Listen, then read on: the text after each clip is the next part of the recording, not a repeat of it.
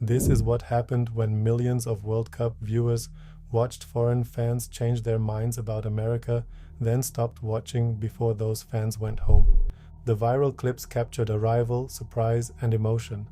They showed supermarket aisles, free refills, pickup trucks, barbecue, and strangers offering help. But the most important part of the story was missing. Did those encounters create lasting change, or did the warm feelings disappear when the trip ended and the algorithm moved on? The clearest case began with a German supporter named Sebastian Kraus. Sebastian traveled to Boston for the 2026 World Cup, carrying serious concerns about the United States. He'd absorbed years of headlines about crime, hostility, and danger. Those fears didn't vanish when his plane landed. He still expected the country to confirm what he'd heard. Then Germany played Paraguay outside Boston. After the match, Sebastian found himself stranded without a clear way back to his hotel. A local man named Bob offered him a ride.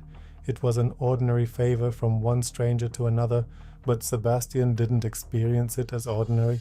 During an interview with NBC 10 Boston, he broke down in tears while describing the kindness he'd encountered.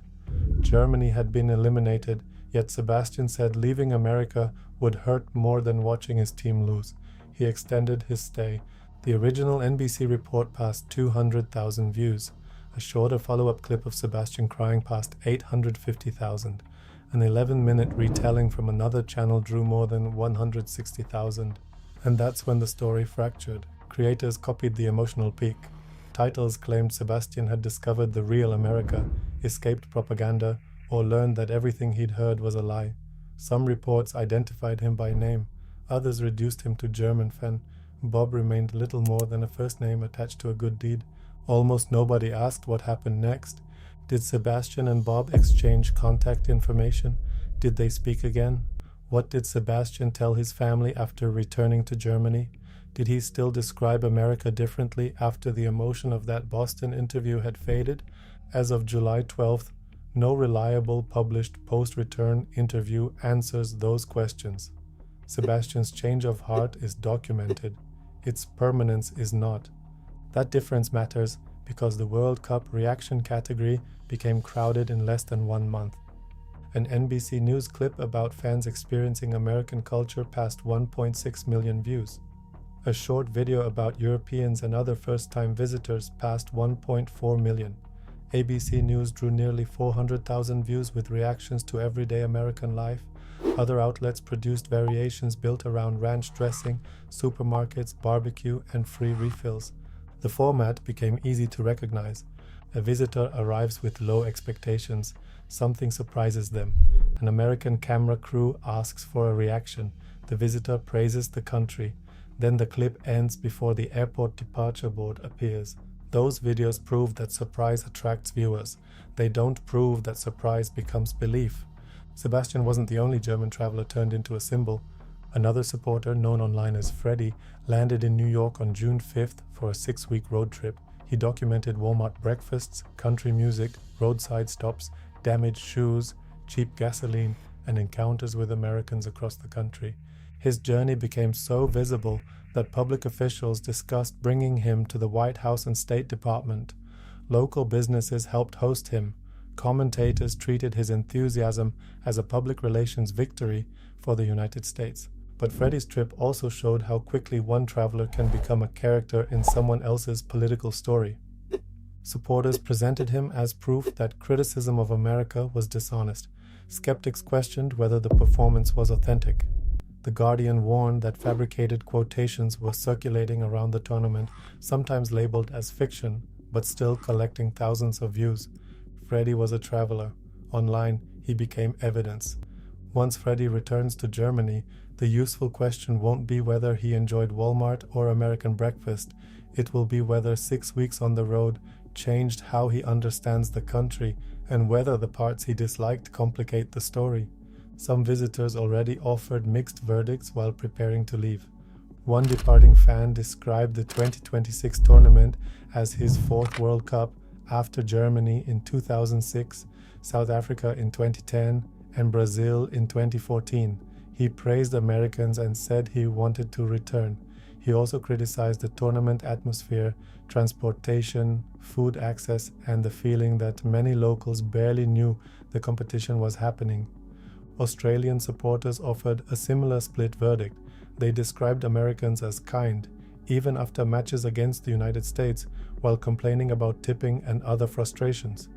That's closer to what lasting opinion change usually looks like.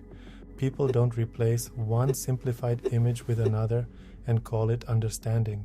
A visitor can admire American generosity while resenting American prices.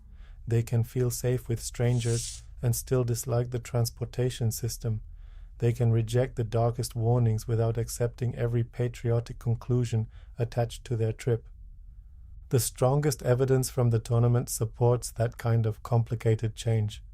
Reuters interviewed Scotland supporter Andy Zborowski-Gray, who said Americans had been great hosts and expressed hope that Scottish fans had been good guests. The important word was hosts. His judgment concerned the people he met, not every institution, policy, or argument associated with the country. That difference vanished in many viral retellings. Individual kindness became proof about an entire nation. A ride from Bob became a verdict on American media coverage. A positive restaurant experience became a culture war weapon. The visitor's story remained visible only while it could support a conclusion someone else had already chosen. A post-return interview would interrupt that machinery. It would ask Sebastian to describe his fears in his own words, then separate what changed from what didn't. It would ask whether he stayed in contact with Bob. It would ask what friends in Germany said when he told the story. It would test whether the memory grew stronger, softened, or became more complicated after he went home. The same question should follow Freddy. What did the road trip teach him that the viral clips missed? Which encounters remained vivid after the attention disappeared? Did becoming an unofficial symbol of America change how honestly he could discuss the country? These aren't minor epilogue questions. They're the difference between reaction content and documentation. A reaction captures a feeling at its loudest. A documentary tests whether that feeling survives.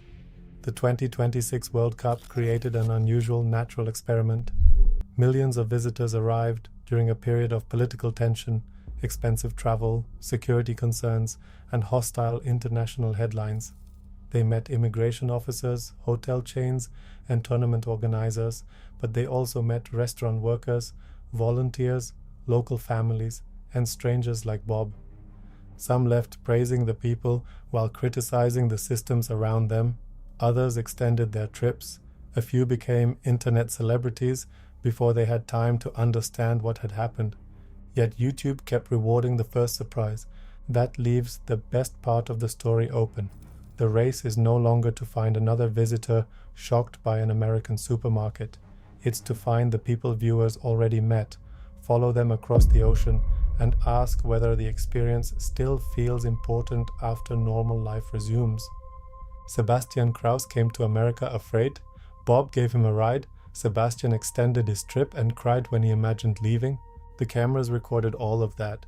What they haven't recorded is the first thing Sebastian said when he walked through his own front door.